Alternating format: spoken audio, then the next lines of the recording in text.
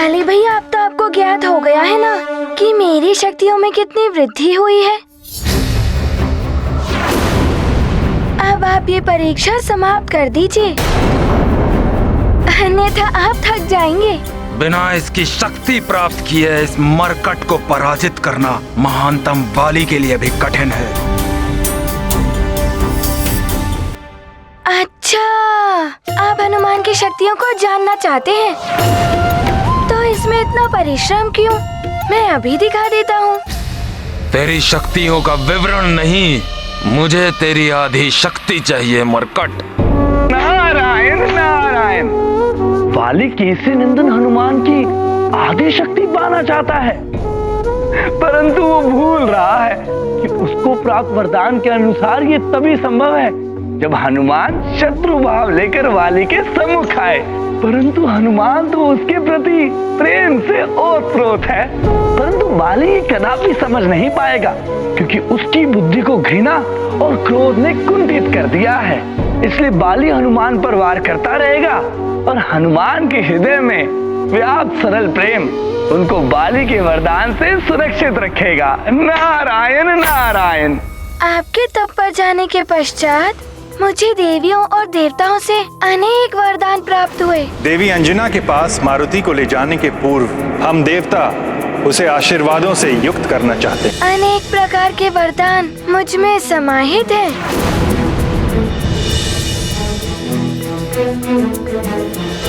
मैं अभी आपको दिखाता हूँ।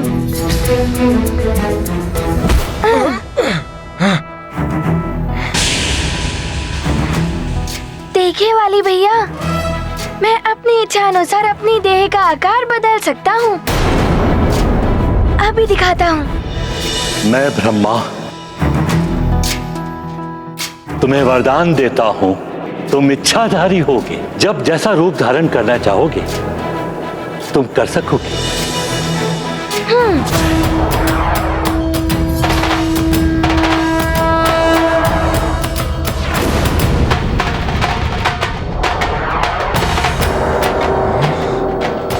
देखा वाली भैया, अब ये देखिए।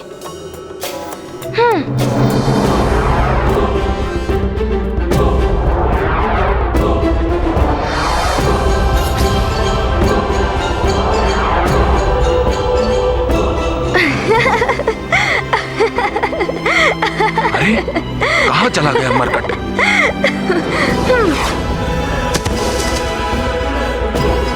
वाली भैया, आप मुझे वहाँ कहाँ ढूंढ रहे हैं? मैं आपके कान के कुंडल के समीप स्थित हूँ। इतना घटा लिया है मैंने अपनी देह का आकार। हनुमान हट जाओ। अरे अरे वाली भैया, आप क्या कर रहे हैं?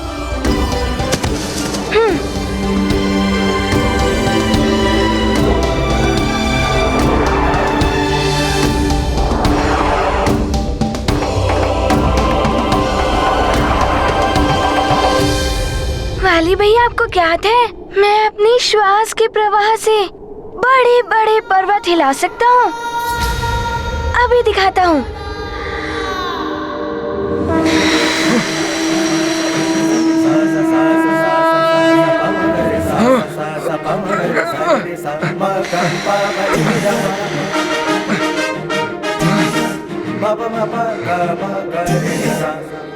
क्षमा कीजिएगा वाली भैया, मैं तो बस आपको दिखा रहा था कि अच्छा, मैं एक और शक्ति का प्रदर्शन करता हूँ।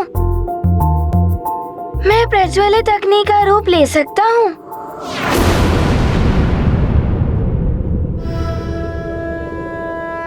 मैं अग्निदेव तुम्हें वरदान देता हूँ कि कितनी भी भीषण अग्नि हो, उसकी ज्वाला तुम्हें किसी भी प्रकार से हानि नहीं पहुंचाएगी।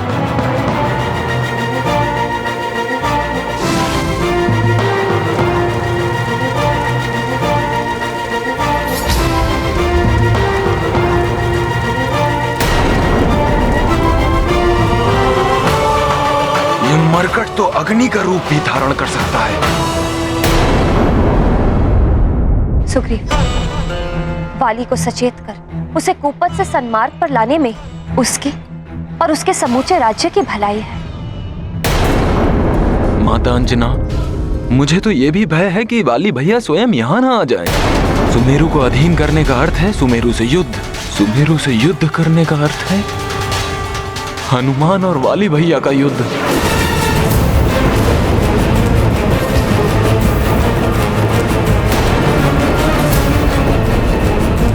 जो वाली भैया के लिए घातक सिद्ध हो सकता है। हाँ पुत्र सुग्रीव, इस बात का भय तो मुझे भी है। मैंने मित्र ऋक्षराज को वाली की सुरक्षा का वचन दिया है।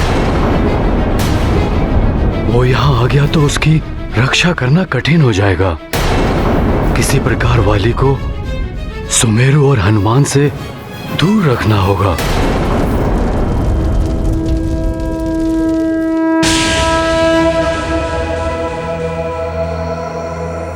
अब ये देखिएगा वाली भैया।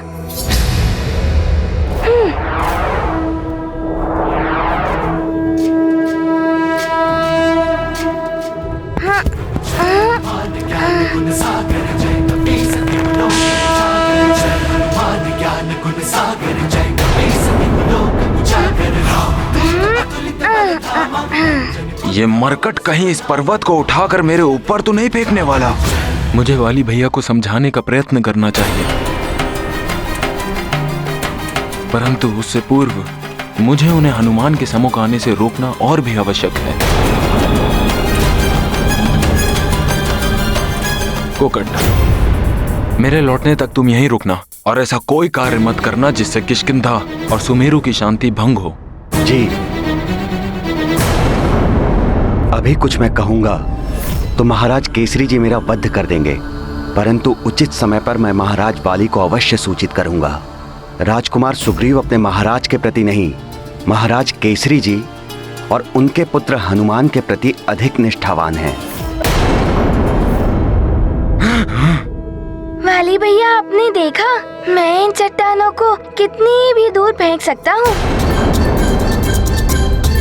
परंतु ये तो अभी भी छोटी हैं।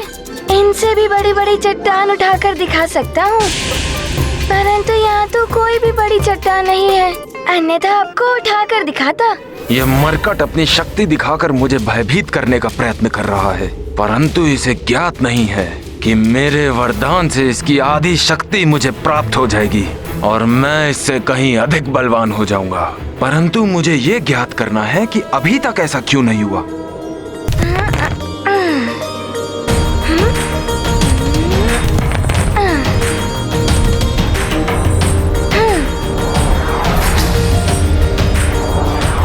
कितने भोले और निष्कपट है हनुमान। वाली के घृणित प्रयोजन का उन्हें लेश मात्र भी अनुमान नहीं है।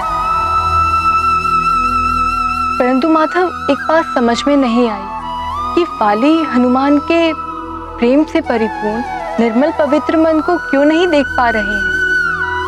प्रिय, जिस व्यक्ति के हृदय में घृणा और प्रतिशोध के भाव वास करते हैं, उसकी दृष्टि कुछ भी अच्छा नहीं देख पाती।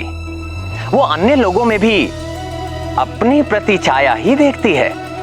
ऐसे व्यक्ति स्वयं के प्रति सुविचार रखने वालों को भी अपमानित और तिरस्कृत करते हैं। यदि वाली हनुमान के प्रति शत्रु भाव त्याग दे तो हनुमान उसको आधी क्या अपनी संपूर्ण शक्ति समर्पित कर दे। परंतु वाली ये बात समझ नहीं पा रहा है।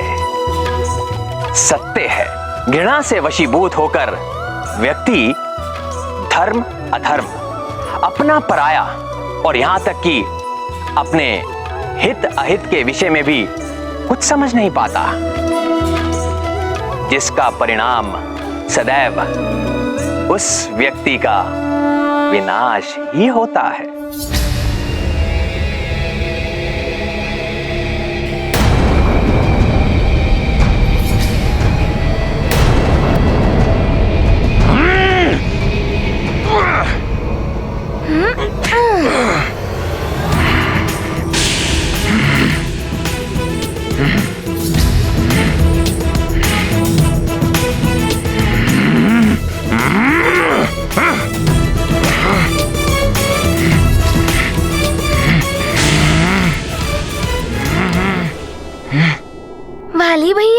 प्रतीत होता है आप मेरी और परीक्षा लेना चाहते हैं।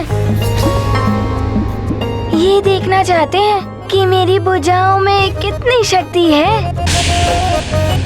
ये जानना चाहते हैं ना आप?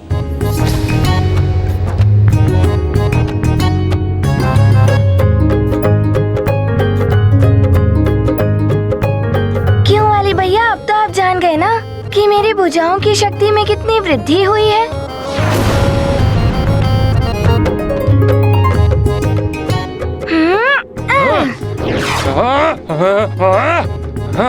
आनंद आ रहा है ना वाली भैया?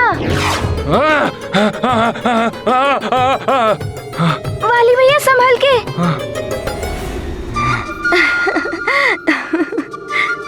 वाली भैया, अब तो आप संतुष्ट हैं ना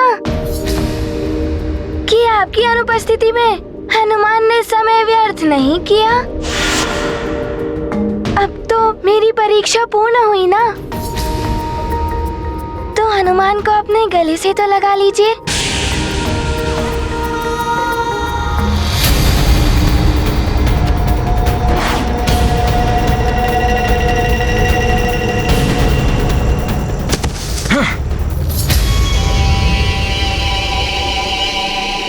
गले लगाइए ना वाली भैया।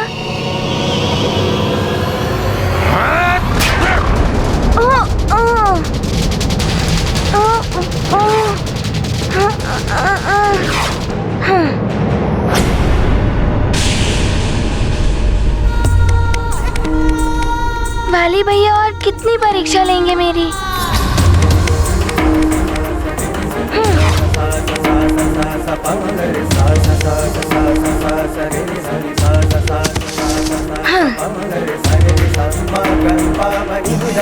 वाली भैया, हनुमान को तो ज्ञात है कि आप परम शक्तिशाली हैं। यदि हम दोनों की शक्ति मिल जाए तो हम सारे असुरों का विनाश करके हरि भक्तों की सेवा करेंगे।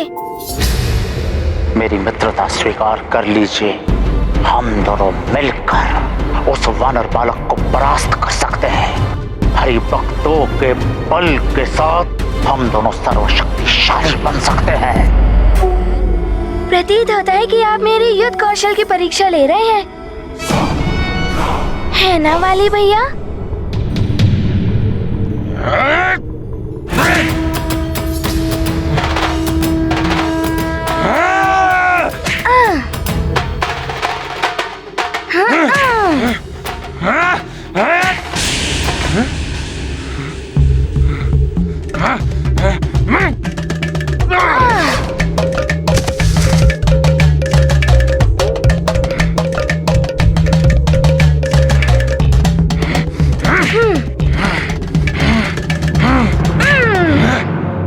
वाली भैया को क्या हो गया है?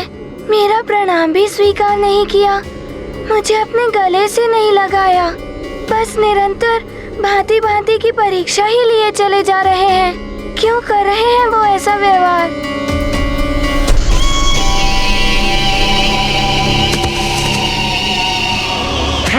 वाली भैया, अरे वाली भैया,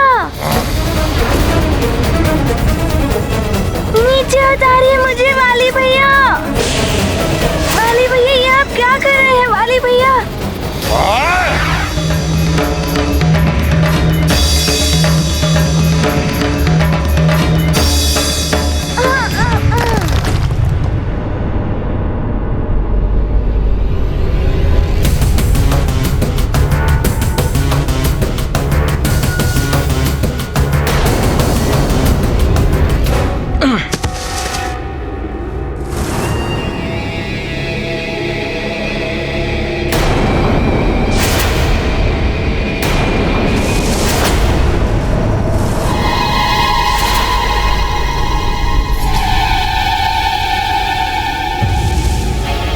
इस मरकट को तो शिलाओं के नीचे होना चाहिए था, ये यहाँ कैसे आ गया?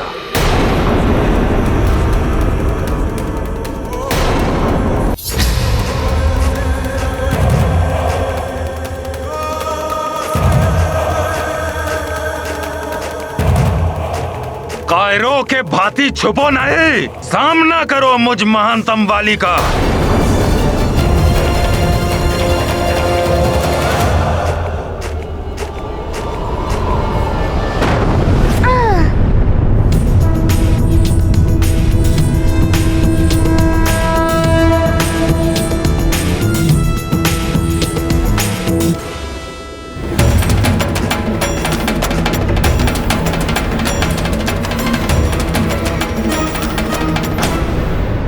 मेरी परीक्षा लेते लेते कहाँ चले गए वाली भैया? वाली भैया! हनुमान!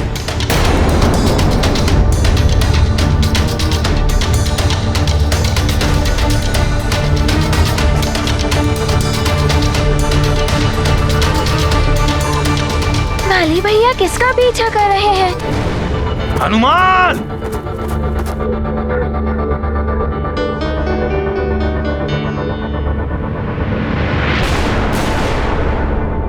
हनुमान! कहाँ हो? ये तो बड़ी तीव्र गति से मेरे पीछे आ रहे हैं। इन्हें यहाँ पहुंचकर मुझे पकड़ने में अधिक समय नहीं लगेगा। मुझे इन्हें भ्रमित करने के लिए कोई और उपाय सोचना होगा।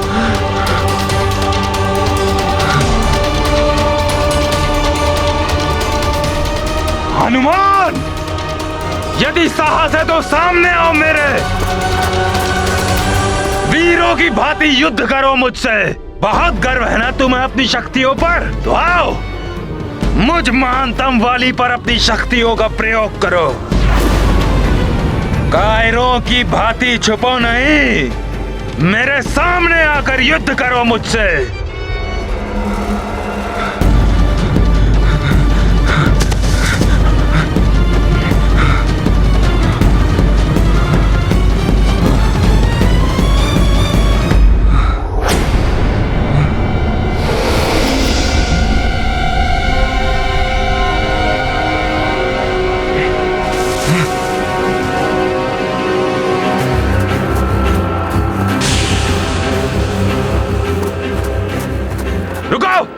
रुक जाओ!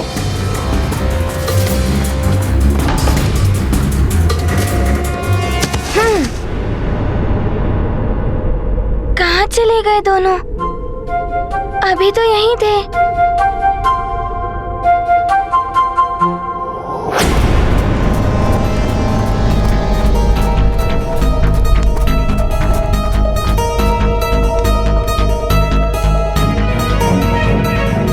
ये गुफा तो बड़ी घुमावदार है।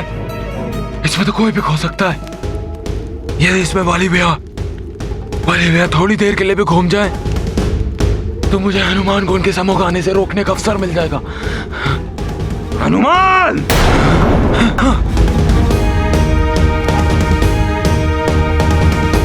हनुमान! बाहर निकलो! हनुमान!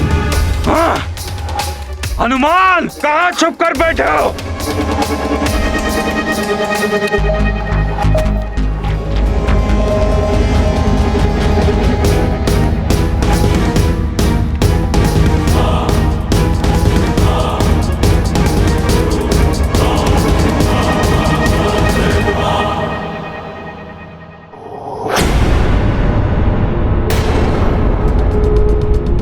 अवश्य वे दोनों इसी गुफा के भीतर गए होंगे।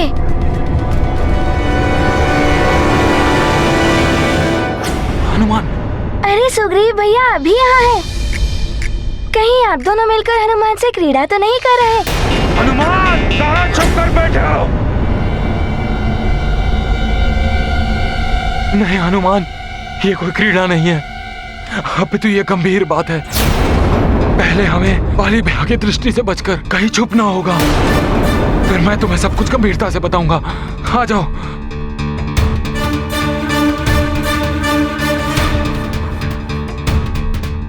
क्या हुआ सुग्रीव भैया? आप मुझे वाली भैया से क्यों छुपा रहे हैं? उन्हें भी आप बुला लीजिए ना। हनुमान, वाली भैया में बहुत ही परिवर्तन आ चुका है। हमें उनसे छुपना आवश्यक है। हनुमान! वाली भैया पुकार रहे हैं। उस गुफा के भीतर अवश्य वो किसी संकट में होंगे। नहीं नहीं हनुमान, तुम उनके पास नहीं जा सकते।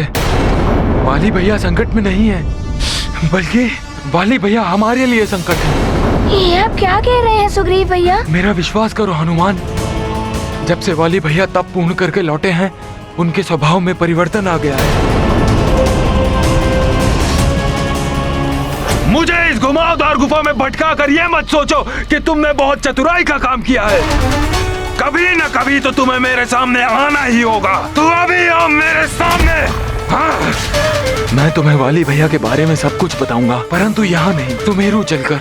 वहाँ तुम्हारी आवश्यकता है। क्या सुमेरु में मेरी आवश्यकता है? वहाँ सब सकुशल तो है ना? इतना अधिक में बताने के लिए समय नहीं है हनुमान। बस इतना समझ लो कि तुम्हें वाली भैया से कदापि नहीं मिलना है और अतिशीघ्र सुमेरु पहुँचना है। परंतु हनुमान, मैं तुम्हारा प्रिय मित्र हूँ, विश्वास करो मेरा हनुमान, और शीघ्र सुमेरु के लिए प्रस्थान करो। हनुमान! हनुमान! हनुमान, इसके पूर्व वाली भैया यहाँ आए। तुम शीघ्र ही सुमेरु पहुँच जाओ हनुमान। जी सुग्रीव भैया। वाली भैया में ऐसा क्या परिवर्तन आ गया है? और सुग्रीव भैया मुझे बार बार शीघ्र सुमेरु पहुँचने के लिए क्यों कह रहे थे? कुछ तो गंभीर बात अवश्य ही है।